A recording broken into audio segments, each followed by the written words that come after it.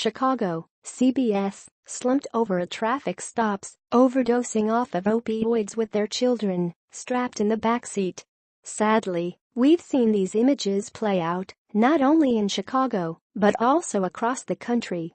The opioid epidemic is being called the deadliest drug crisis in American history. Nearly 2,000 people in Illinois died of an opioid overdose in 2016. In fact, opioid drug overdoses killed more people than homicides in the state.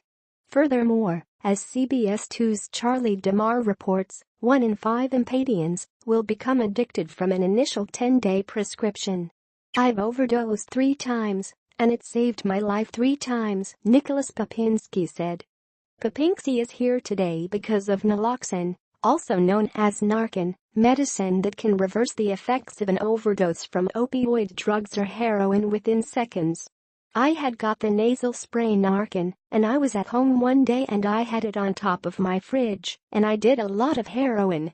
I did a few bags, and, I was nodding off pretty bad, so my dad grabbed it and hit me with the Narcan."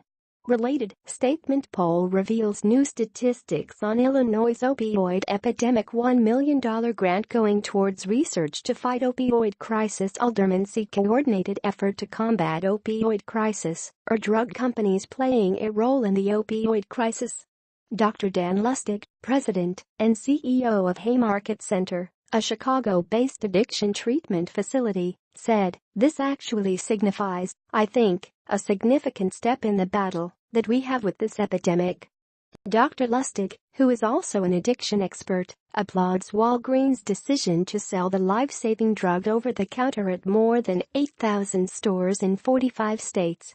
"First and foremost, it gives families a fighting chance to save loved ones," he says. Corey Clark's friend recently overdosed on heroin in his bathroom. She lived, but Clark said he wishes he had Narcan available at the time. "I want to save people's lives, and if I have another friend that's right there, and they need it, whether it's a friend or a total stranger, I'm going to save their life," Clark said. However, some say this gives people a false sense of security and may even encourage drug use. Yes, that might be true, but what has to be said is we, as a field, and as a country, have never seen the amount of deaths that we have from this medical disorder, Dr. Lustig said. Due to regulations, there are 5 states that don't allow for the sale of Narcan to be over the counter. The nasal spray can be covered by insurance or is available for purchase for about $130.